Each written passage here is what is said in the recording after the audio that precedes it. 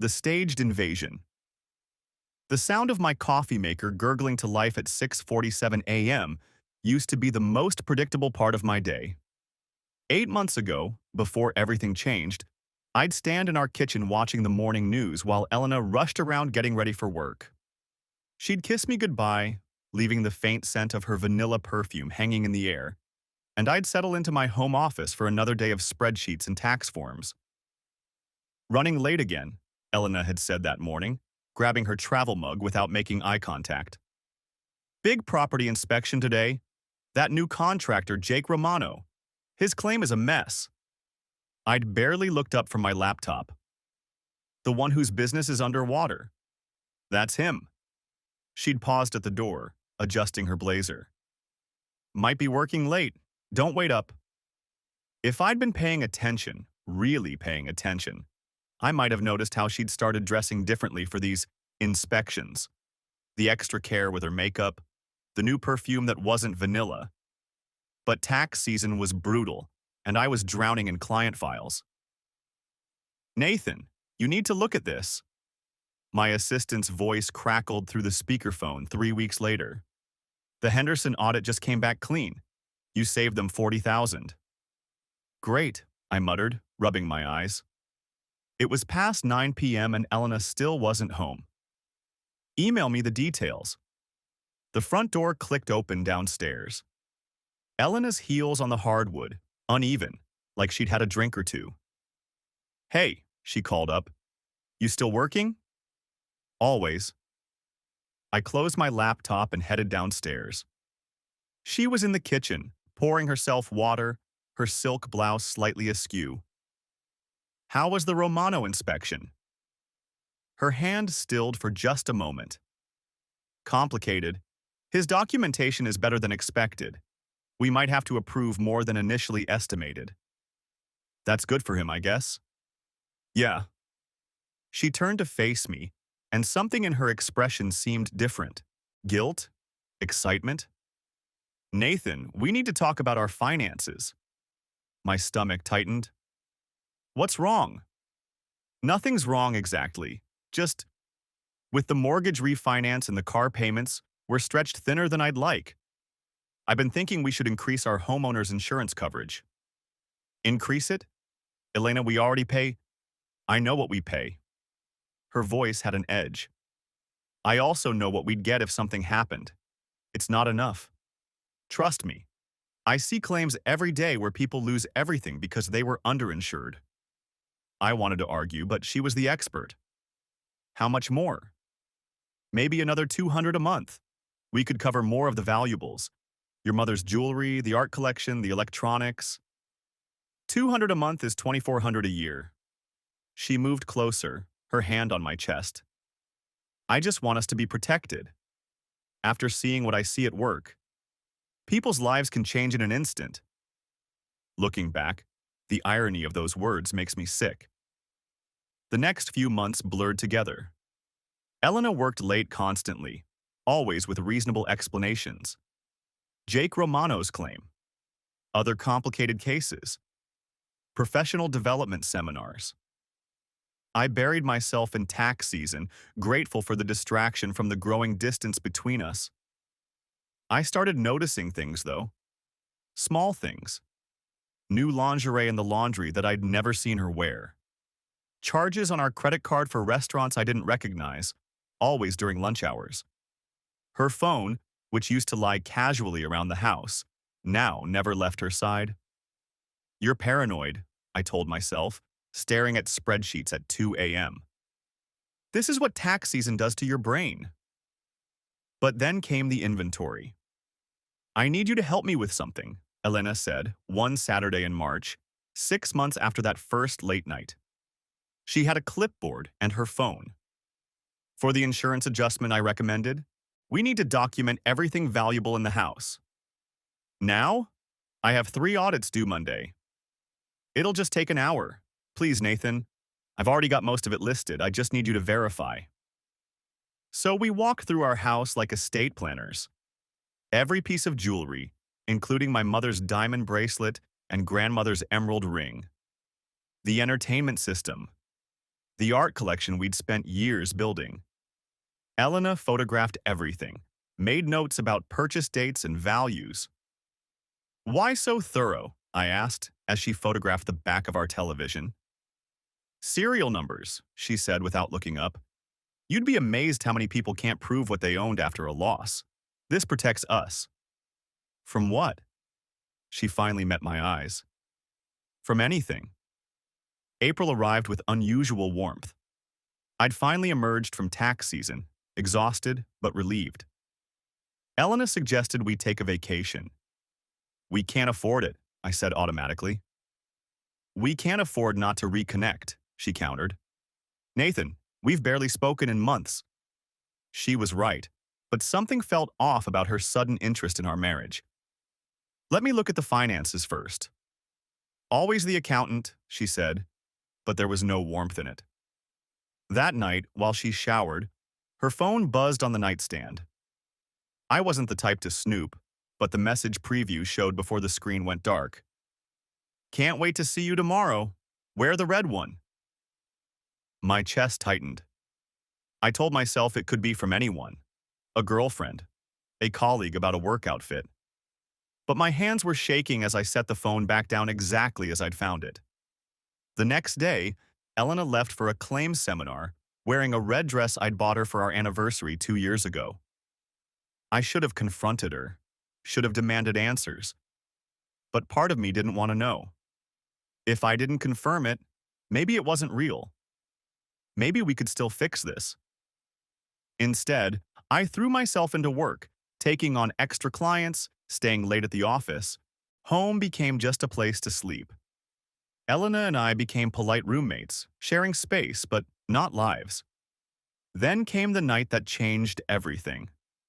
May 15th, a Thursday. I'd come home early with a headache, planning to work from home the next day. Elena seemed surprised to see me. You're home, she said, almost accusingly.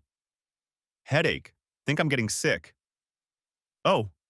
She fidgeted with her phone. Actually, that's good timing. I wanted to go over some financial stuff with you.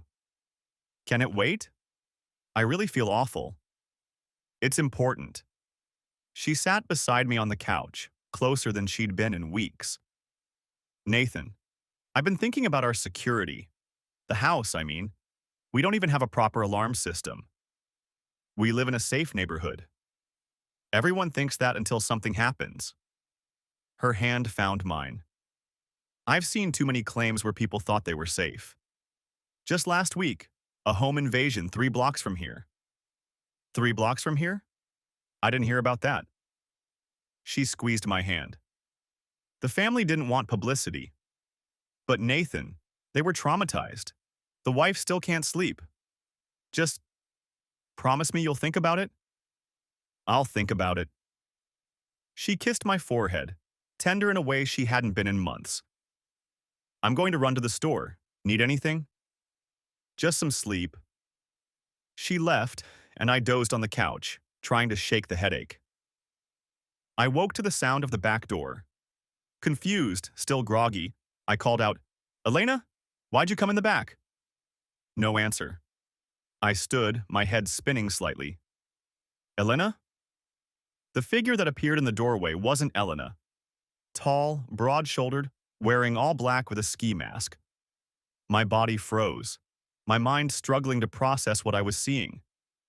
Don't move, the voice said, muffled by the mask. Don't make a sound. My legs wouldn't work anyway. This wasn't happening. This couldn't be happening. Where's the safe? The intruder demanded. We don't have a safe. The jewelry then. Electronics. Everything valuable. My hands shook as I raised them. Take whatever you want. Just please, shut up. He moved closer and I could smell cologne. Expensive cologne. Why did that detail stick? Get on the ground. I dropped to my knees, then flat on my stomach. The carpet smelled like the lavender cleaner Elena used. My heart was pounding so hard I thought it might explode. Where's your wife? She went to the store. She'll be back. Good. The back door opened again. Elena's voice, artificially high. Nathan? Why's the back door? Then a scream. Get in here, the intruder ordered. Now! Elena appeared in my field of vision, her face pale. Oh God! Oh God, Nathan! Shut up, both of you! The man produced zip ties. Hands behind your backs. Please, Elena whimpered. Please don't hurt us. Take whatever you want. The zip ties bit into my wrists. Every crime show I'd ever watched flooded my mind. Comply. Don't be a hero. Stay calm.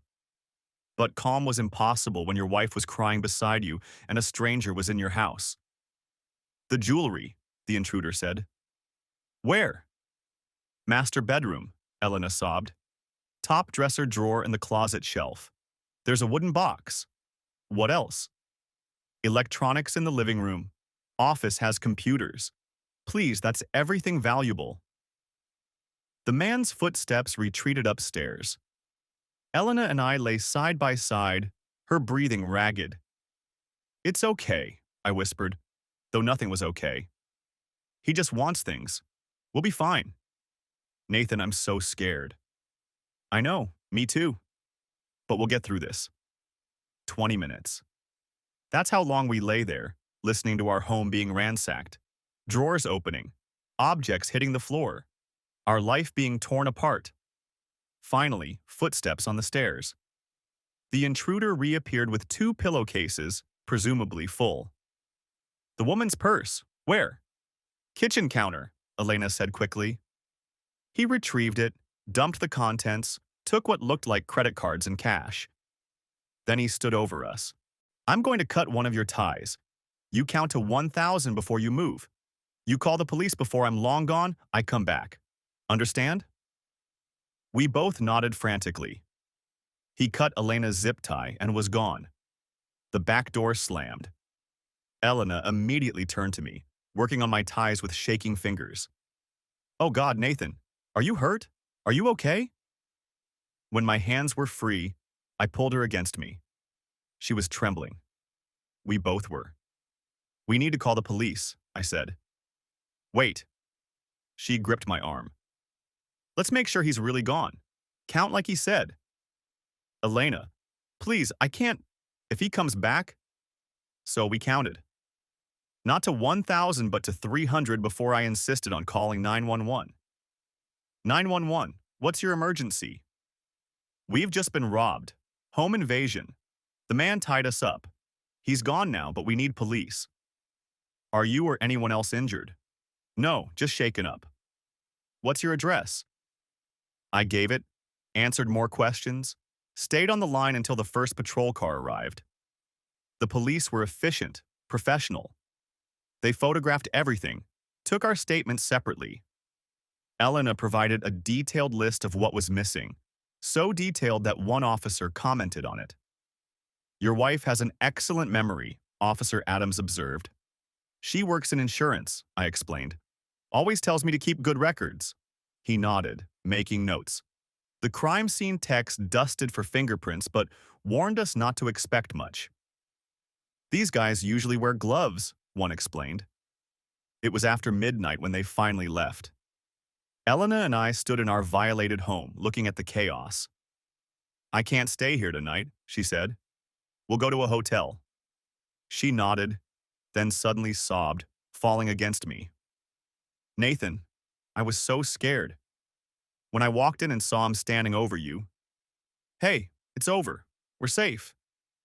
I know, What if you'd been alone? What if he'd hurt you? I held her tighter, feeling protective in a way I hadn't in months. Maybe this horrible thing would bring us back together. Maybe we'd needed a reminder of what really mattered.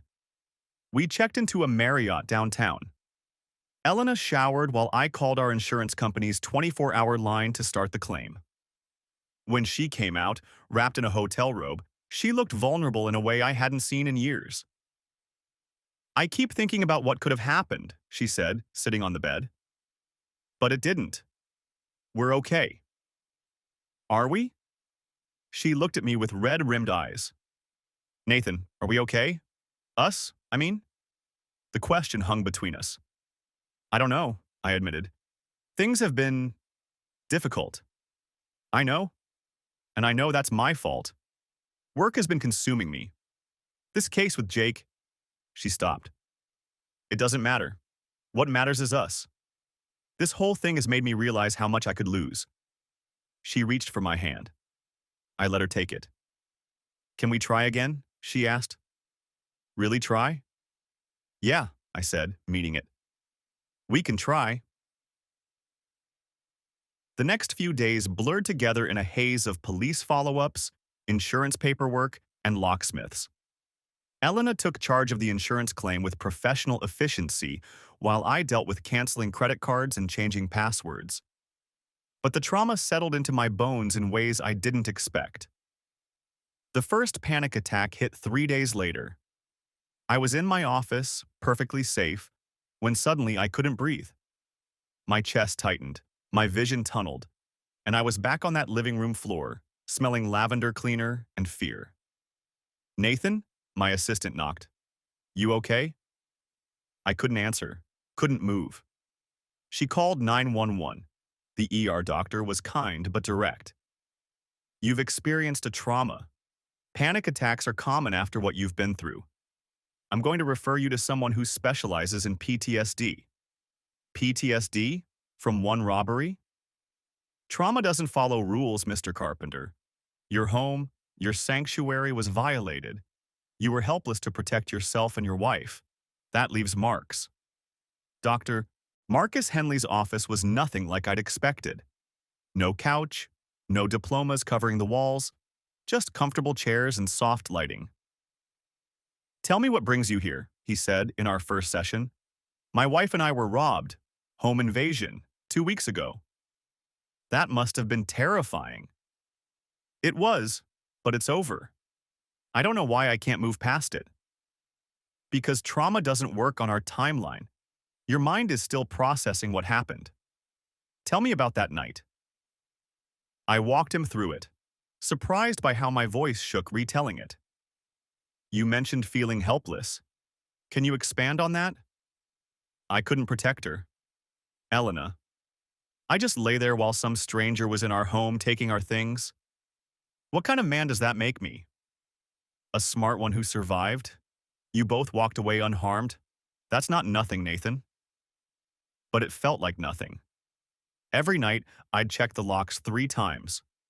4 times. Then get up to check them again. I installed motion sensors, cameras, a new alarm system that Elena had actually argued against. It's excessive, she said. We can't live in fear. Easy for you to say. You're not the one having panic attacks. Her face softened. You're right. I'm sorry. Do whatever makes you feel safe. She was trying. Making my favorite dinners, coming home earlier, being affectionate in ways she hadn't been in months. Part of me wanted to reciprocate, but I couldn't shake the feeling that something was off. How's the claim going? I asked one evening. Fine. Should have a settlement soon. How much? Looks like about 80,000. I nearly choked on my wine. 80,000? For some jewelry and electronics? Your mother's jewelry was appraised at 30,000 alone. The emerald ring was worth 12. Add in the electronics, my purse contents, the damage to the house. It adds up. I had no idea Mom's stuff was worth that much. That's why I insisted on the additional coverage. She touched my hand. See? Sometimes my job comes in handy. Dr. Henley became my twice-weekly anchor. We worked through breathing exercises, grounding techniques, ways to manage the hypervigilance that had me jumping at every sound. You're making progress, he said after a month. The nightmares decreasing? Some. But I still can't shake this feeling that I'm not safe, that it could happen again. That's normal. Your brain is trying to protect you by staying alert to danger. We need to teach it that the danger has passed. But had it? Grace Nakamura from next door stopped by one afternoon while I was working from home, now a permanent arrangement since I couldn't handle the office. Nathan, how are you doing? I heard about what happened. Getting better, thanks. Just taking it day by day. She shifted uncomfortably. Actually, I wanted to talk to you about something. My security camera, the one that faces your backyard. I was reviewing footage from that night. My stomach tightened. Did you catch him? The intruder? I... I think you should see it for yourself. Can you come over? I followed her to her house, my hands already shaking. She led me to her computer. This is from that night, about 20 minutes before you called 911. The black and white footage was grainy but clear enough. I could see our back door. A figure approached. The intruder. But then another figure appeared. Elena. She was already outside. She walked up to the masked man and my brain couldn't process what I was seeing. Elena kissed him. A deep, familiar kiss. Then she unlocked the back door and they went inside together. I'm so sorry, Grace said quietly. I didn't know what to do. I've been sitting on this for weeks, but you deserve to know. I stared at the frozen frame, Elena's hand on the masked man's chest. The world tilted. Can you email me this file? Of course. Nathan, what are you going to do? I don't know. I walked back to my house in a daze. Elena was at work. I sat at my computer and watched the footage again. And again. Each time hoping I'd misunderstood, that there was some explanation. But there wasn't. My wife had staged our home invasion. The panic attack that hit was different from the others. This wasn't fear. This was rage mixing with devastation. I couldn't breathe, but not from terror. From betrayal so profound it felt like drowning. She'd let me believe we were in danger. Watched me develop PTSD. Held me while I shook from nightmares she'd orchestrated. Who was the man? How long had they been planning this? Jake Romano. The contractor with the failing business. The complicated claim that kept her out late.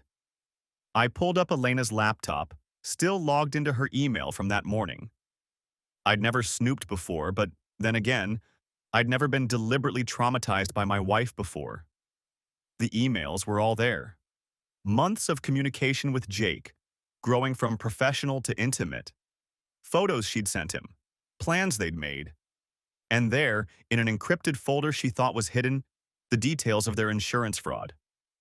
Jake's debt, $47,000. Estimated claim value, $75,000, $85,000. Nathan must be home. Psychological impact increases claim legitimacy. Grace's camera, faces other direction, checked 415. She'd been wrong about the camera. I screenshot everything, emailed it to myself, to my lawyer, to a new email account Elena didn't know about. Then I called Detective Warren, the lead investigator on our case. Mr. Carpenter, is everything all right? Has there been another incident? Detective, I need to show you something. Can you come by? Is this urgent? It's about the home invasion. I have video evidence that it wasn't what we thought. Silence. Then, I'll be there in 30 minutes. Detective Lisa Warren was a different person after watching the footage. The sympathetic officer became a stone-faced investigator. Mr. Carpenter, I need you to understand that you're not in any trouble, but I need to ask some difficult questions. I didn't know, my voice cracked. I swear I didn't know. I believe you. Your medical records support that. Dr. Henley's reports indicate genuine PTSD from genuine trauma. But your wife, she planned it all, with Jake Romano. I found emails. I showed her everything. She took notes, made copies, her face growing grimmer. This is federal, she finally said. Insurance fraud across state lines. FBI will want this. FBI? Your wife used her position as an insurance adjuster to commit fraud. That's wire fraud, mail fraud, conspiracy. Mr. Carpenter, your wife is looking at serious federal charges. Good. She studied me. You're angry. She watched me fall apart, held me during panic attacks she caused. What would you call that? Psychological torture, Detective Warren said quietly. And that's exactly what I'm going to put in my report. They arrested Elena at work the next morning. I know because Agent Paula Kim called to warn me it was happening. We wanted you to be prepared, she said. The media might pick this up. They did. Insurance adjuster stages own home invasion made headlines across the state. My phone exploded with calls I didn't answer. I turned everything off and drove to Dr. Henley's office. Nathan, I saw the news. I'm so sorry. You treated me for PTSD from a fake crime.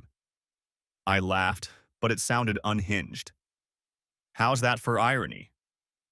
The crime was fake. Your trauma is real. What you experienced that night, the fear, the helplessness, that was real. Your wife's betrayal doesn't diminish that. She caused it on purpose. She wanted me traumatized to make the claim look legitimate. And that's a form of psychological abuse that's hard to comprehend. Nathan, what she did to you, there's a special kind of cruelty in deliberately traumatizing someone you claim to love. Jake was arrested an hour after Elena. His construction van was searched, and they found some of our stolen items hidden in his tool compartments. He folded immediately, confessing everything in exchange for a plea deal. Elena hired Mitchell Graves, the best criminal defense attorney in the state. I hired Ryan Blackwood, the second best, for my civil case. She deliberately inflicted psychological trauma, Ryan explained. That's assault, intentional infliction of emotional distress, loss of consortium. Nathan, she turned you into a victim to facilitate her crime. We're going to make her pay for every second of suffering. The first time I saw Elena after her arrest was at the preliminary hearing. She looked smaller in the defendant's chair, her professional blazer replaced with a conservative black dress, probably chosen by her lawyer. She tried to catch my eye. I looked right through her. Jake testified as part of his plea agreement, his voice monotone as he detailed their plan. Ms. Carpenter said her husband had to be home for it to work. Said the insurance company would investigate harder if only she was there. But if her husband was traumatized too, it would look real. Did she express any concern about the psychological impact on Mr. Carpenter? The prosecutor asked. She said he'd get over it, said he was stronger than he looked. I had to leave the courtroom. In the hallway, I ran into someone unexpected, Elena's mother, Patricia. Nathan. Her face was drawn, aged 10 years and 2 weeks. I'm so sorry, I can't believe she did this to you. Did you know about Jake?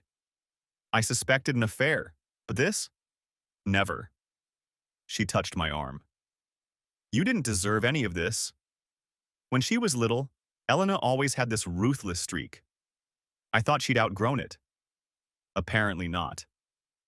If you need anything, even just someone to testify about what she put you through. Thank you. The federal charges came down like dominoes. Wire fraud for the interstate insurance communications, mail fraud for the false documentation, conspiracy to commit fraud. Elena was looking at up to 20 years, though Ryan said she'd probably get 4 to 6. Unless we push the psychological abuse angle, he added, that could increase it. Do it, Dr. Henley testified at the sentencing hearing, his clinical assessment devastating in its precision. Mr. Carpenter exhibits classic symptoms of complex PTSD caused by intimate partner abuse. The deliberate nature of the trauma, being subjected to a staged violent crime by someone he trusted, has created a unique psychological profile. He doesn't just fear home invasion, he fears trust itself. His wife weaponized his love for her, using it to victimize him for financial gain. Elena's defense tried to paint her as desperate, financially struggling, making a terrible mistake in a moment of weakness. The prosecutor, Sharon Vega, destroyed that narrative. This wasn't a moment of anything. This was months of planning. Ms. Carpenter used her professional knowledge to orchestrate a fraud that required her husband's genuine trauma. She researched PTSD symptoms to ensure his reaction would be convincing. She timed the invasion for when he was homesick, vulnerable. She watched him develop a psychological disorder and continued the charade. This wasn't desperation. This was cruelty. Character witnesses testified. Our friends, shocked and appalled, detailed how Elena had comforted them about the terrible crime while knowing she'd caused it. Her colleagues from the insurance company testified about her expertise, making it clear she knew exactly what she was doing. Elena Carpenter didn't just commit insurance fraud, Sharon Vega said in closing. She committed psychological warfare against her own husband. She turned their home into a crime scene and their marriage into a weapon. The trauma she inflicted was as real as any physical assault, and the evidence shows she did it with full knowledge and intent. The jury deliberated for less than 3 hours, guilty on all counts. Elena's face when the verdict was read was something I'll never forget. Not remorse, shock. Like she'd never actually believed there would be consequences. "Nathan," she called out as they led her away. "Nathan, please." I walked out without looking back. Jake got 3 years as part of his plea deal. Elena got 7. The judge specifically cited the psychological abuse component as an aggravating factor. "Ms. Carpenter," Judge Morrison said at sentencing, "you're a professional who used your expertise not just to commit fraud, but to orchestrate the deliberate traumatization of your spouse. You violated professional ethics, marriage vows, and basic human decency." The court finds the psychological warfare aspect of this crime particularly heinous. The civil trial was almost anticlimactic after the criminal one. Elena, now in federal prison, couldn't effectively defend herself. The jury awarded me $2.3 million in damages, money that would come from the seized assets, Elena's retirement accounts, and garnished future wages. "It won't make you whole," Ryan said, "but it's justice." The insurance company pursued their own civil case, recovering the fraudulent payout plus penalties. Elena's professional license was permanently revoked. The state insurance commission made an example of her, publishing details of her ethics violations in their quarterly bulletin. Jake lost his contractor's license and filed for bankruptcy. Last I heard, he was working at a warehouse in Ohio. "How do you feel?" Dr. Henley asked, in what would be one of our last sessions, 18 months after that night. "Different," I admitted. "Not healed exactly, but clearer? You've been through something most people can't imagine. Betrayal at this level, it changes you. The panic attacks have mostly stopped. That's good progress. The hypervigilance? Better. I still check the locks, but only twice now." He smiled. "Nathan, what you've survived would break most people. You found justice, both legal and personal. That's not nothing. I still have nightmares sometimes, but now they're about the betrayal, not the invasion. That's actually progress. Your mind is processing the real trauma now, not the staged one. I sold the house, of course. Couldn't live there anymore. Found a condo with excellent security and neighbors I actually knew. Grace Nakamura sent me a Christmas card with a note. You're the strongest person I know. I started seeing someone, Amy, a trauma counselor I met at a PTSD support group. She understood nightmares and hypervigilance in ways most people couldn't. We took it slow, both of us carrying our own damage, but it was real in a way nothing with Elena had been for years. She's serving 7 years? Amy asked one evening, a year into our relationship. Probably out in 5 with good behavior. How do you feel about that? Like it's not enough. But also like it doesn't matter anymore. She destroyed her entire life for $80,000 and a man who flipped on her immediately. That's its own kind of justice. The letter came 3 years after the verdict. Elena's handwriting. Return address, the Federal Correctional Institution. Nathan, I know I have no right to contact you. My lawyer says this is a bad idea. But I need you to know that I'm sorry. Not sorry I got caught. Sorry I did it at all. I tell myself it was about money, about Jake, about feeling trapped. But the truth is uglier. I wanted to see if I could do it. If I could plan something that complex and execute it perfectly. I used you as a prop in my own ego game. I think about you having panic attacks and it makes me sick. I caused that. I watched you suffer and felt powerful. That's the truth I've had 3 years to face. I'm not asking for forgiveness. I'm just telling you that I know what I am now.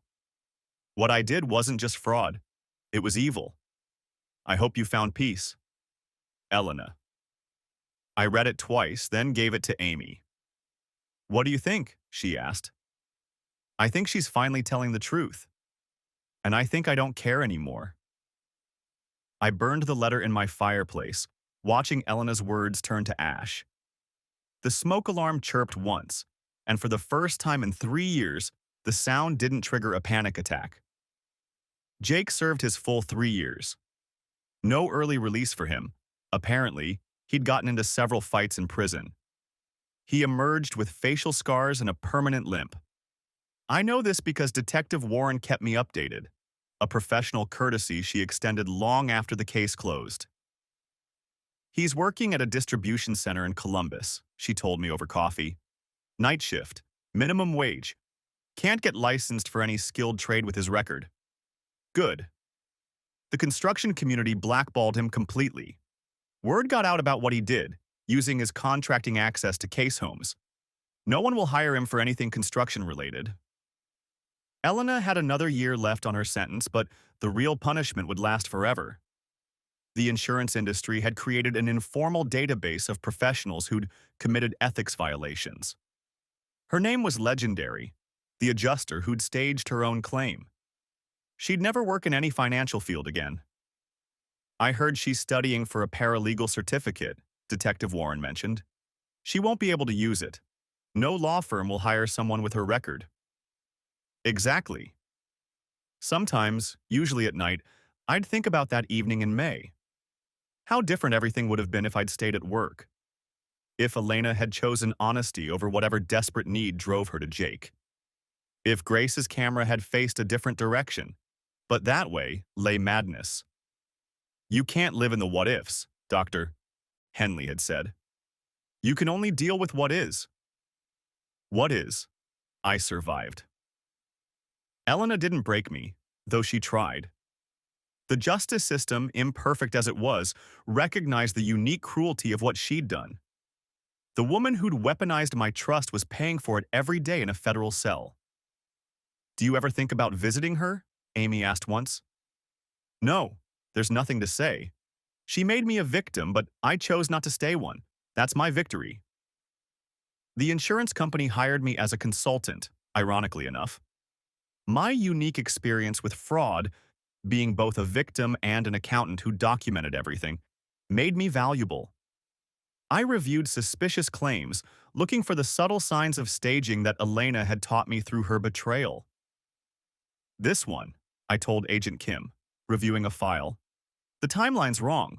Look at when they increased coverage versus when the loss occurred. 6 weeks. Could be coincidence. Check if either spouse works in insurance or has connections to contractors. Elena taught me that inside knowledge makes people overconfident. I was right. The husband was a former claims adjuster. The thief, his brother-in-law. They were arrested 2 weeks later. You've got a gift for this, Agent Kim said. I was trained by the best fraud artist I've ever known. Might as well use it for good.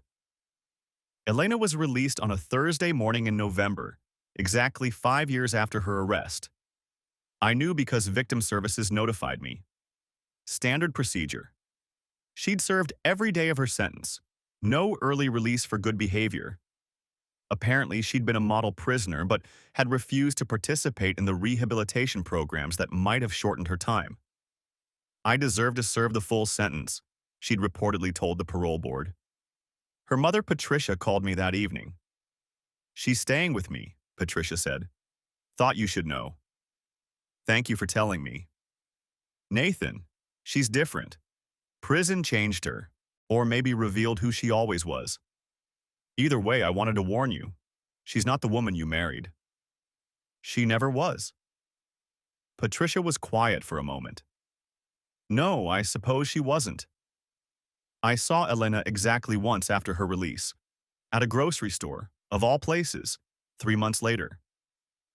She was thinner, her hair gray at the roots, wearing clothes that didn't quite fit. She was buying generic brands, counting change. Our eyes met across the cereal aisle. For a moment, neither of us moved. She looked like she wanted to say something. I watched her mouth open, close. Then I turned and walked away. Was that her? Amy asked when I got home, reading my face. Yeah. How do you feel? Like I saw a stranger who looked familiar. Nothing more. That night, I didn't check the locks even once. The real ending came a year later, in an unexpected form. Ryan Blackwood called with news that Jake Romano had been arrested again. Attempted robbery this time. Tried to break into a house in Columbus. The homeowner shot him. He survived, but he's looking at 10 to 15 with his record. He never learned. People like that rarely do. But there's more. He's trying to make a deal. Claims Elena contacted him about running another fraud scheme. My blood chilled. What? She apparently reached out 6 months after her release. Wanted to run the same play with a new husband she'd been seeing. Jake recorded the conversations. Dear God. The FBI wants to know if you'll testify about the original scheme, pattern of behavior and all that. Absolutely. Nathan, she was planning to do to someone else what she did to you. But she didn't succeed this time. No. Jake turned her in immediately. Even he wouldn't work with her again. Elena's second federal trial was shorter than the first. The recordings were damning. Her voice calmly explaining how to traumatize her new boyfriend for maximum insurance payout. Lessons learned from the mistakes of the first fraud. The key is making sure they develop real PTSD, her recorded voice said. Nathan's trauma was what sold it. Without that, we'd never have gotten away with it as long as we did. She'd learned the wrong lesson from everything. This time, she got 12 years. No possibility of early release. Ms. Carpenter, Judge Harrison said at sentencing, you've shown a pattern of using intimate relationships as weapons for fraud. Your inability to reform, even after serving 5 years, demonstrates a danger to society that requires significant incarceration. I married Amy 2 years later, in a small ceremony with just family and close friends. Dr. Henley attended, which felt appropriate. He'd seen me through the worst of it. No panic attacks? He asked at the reception. Not in 2 years. Nathan, you've rebuilt beautifully. Grace Nakamura was there too, the neighbor whose camera had revealed everything. If I hadn't reviewed that footage, I'd probably still be married to her, still being gaslit, still thinking I was losing my mind. Or worse, Grace said quietly. Who knows what else she might have done? The last update came from Detective Warren, 5 years into Elena's second sentence. She's been placed in solitary, she informed me, over our annual coffee. Apparently, she was running a fraud ring inside the prison, teaching other inmates how to stage crimes for insurance money. You're kidding. I wish I was. She had a whole curriculum developed. They found notebooks full of scenarios, instructions on manufacturing psychological trauma, selecting victims. The prison psychiatrist called it compulsive criminal behavior. She literally can't stop. 17 years total. She'll be in her late 50s when she gets out. If she gets out. With this new incident, they might add more time. Good. Sometimes I still dream about that night. Not nightmares anymore, just dreams. But in them, I see it clearly now. Elena's micro-expressions of impatience when I couldn't stop shaking, Jake's cologne that she'd bought him, the rehearsed quality of their interaction. The signs were all there.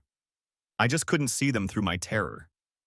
Amy sometimes asks if I regret not seeing it sooner, not recognizing what Elena was capable of. How could you have known, she says. Who expects their spouse to deliberately traumatize them? She's right, of course.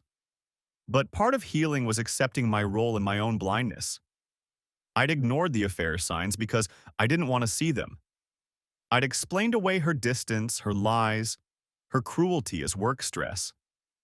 We see what we need to see, Dr. Henley had said, until we can't anymore. The financial recovery was complete within 3 years of the civil judgment. The house sale, the seized assets, the garnished wages, it all added up to more than the jury award. I donated the excess to a victims' rights organization that helped people who'd been psychologically abused by intimate partners. Your case created precedent, the director told me. Prosecutors are using it to show that psychological torture through staged crimes is a form of domestic abuse. Good. Maybe it'll stop someone else from going through this. It already has. 3 similar cases have been prosecuted successfully using your case as a template. Jake died in prison 8 years into his sentence, stabbed by another inmate over a gambling debt. Detective Warren called to tell me. Thought you should know, she said. Elena wasn't informed. They're not in contact, and she's not listed as next of kin. I don't feel anything, I told Amy that night. Should I? Why should you? He was just another criminal who happened to hurt you. His death doesn't change what he did. She was right. Jake Romano had been a tool Elena wielded, nothing more. His death was as meaningless as his life had become after that night. I got one more letter from Elena, somehow smuggled out despite her being in solitary on what would have been our 20th wedding anniversary. Nathan, by the time you read this, I'll have been in prison for over a decade. I've had a lot of time to think about what I took from you. Not just your peace of mind or your ability to feel safe. I took your capacity to trust. That's the real crime, isn't it?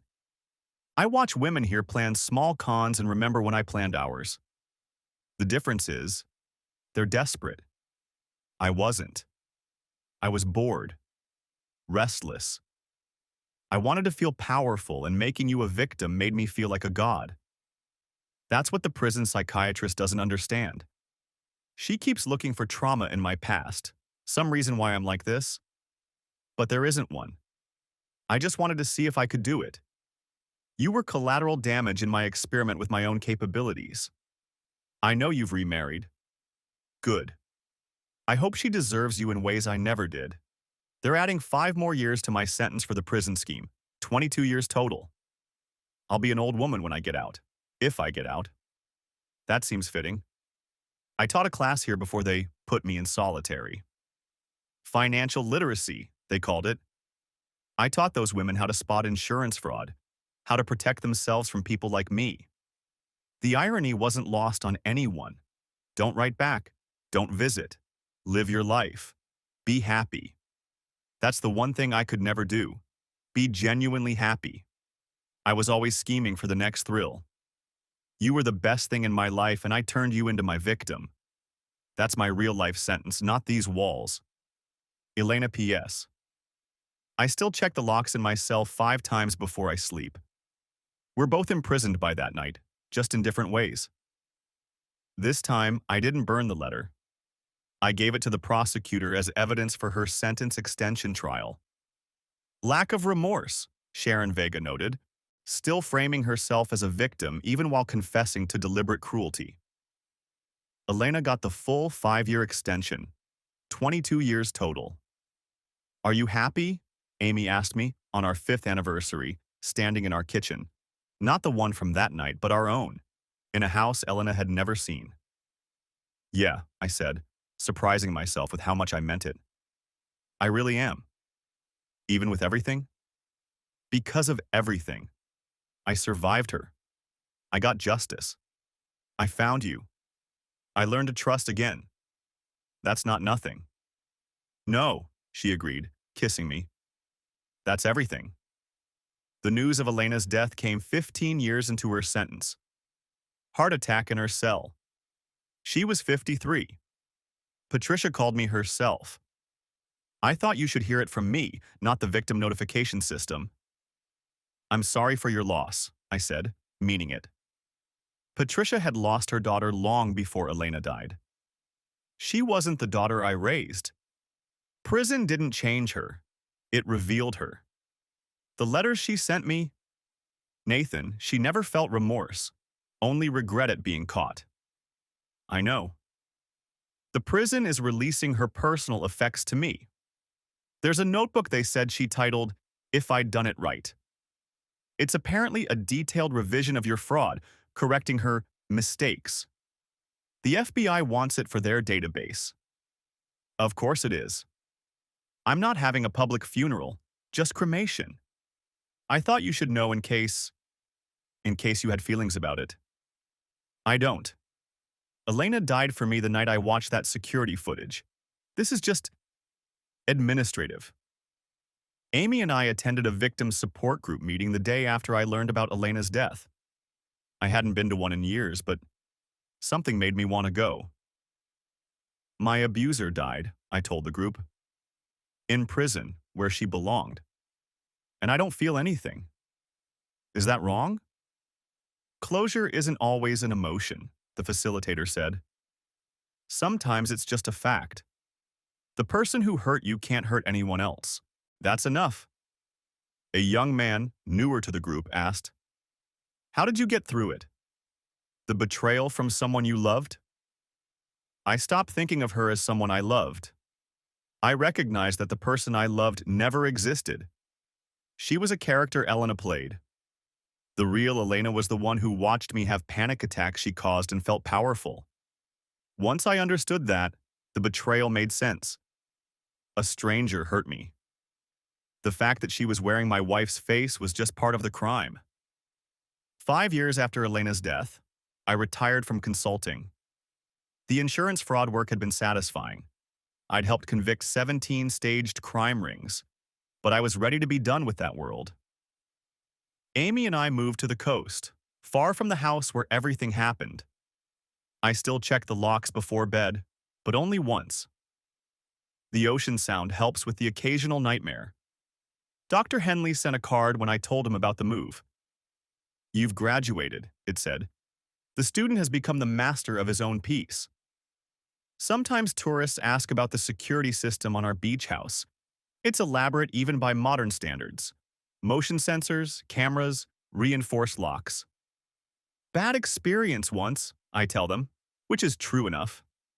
Amy and I foster kids now, teenagers mostly, ones who've experienced trauma. We understand nightmares and hypervigilance, the way trauma rewires your brain. Will it always hurt? A 15-year-old named Marcus asked me once. He'd witnessed his father's murder. No, I told him honestly. One day you'll realize you went a whole hour without thinking about it. Then a day, then a week. The scar stays, but it stops bleeding. How long? Everyone's different. But you'll know when you get there because you'll stop checking. Checking what? Whatever you check. For me, it was locks. For you, it might be something else. But one day, you'll trust the world just enough to stop checking so much.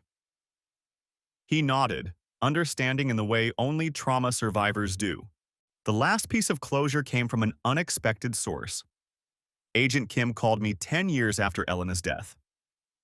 We're creating a training program based on your case, she said, teaching adjusters how to spot insider fraud, staged crimes, psychological manipulation. Would you consult on it?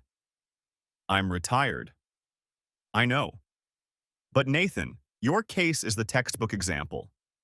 Elena's scheme was so sophisticated, so cruel, that it changed how we investigate. We've prevented dozens of similar frauds because of what we learned from your case. I thought about it. Elena had tried to destroy me for money and thrills. Instead, she'd created a template for catching others like her.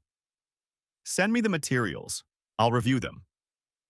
The program launched a year later. They called it the Carpenter Protocol, which made Amy laugh. Your ex-wife would hate that her legacy is a system for catching fraudsters.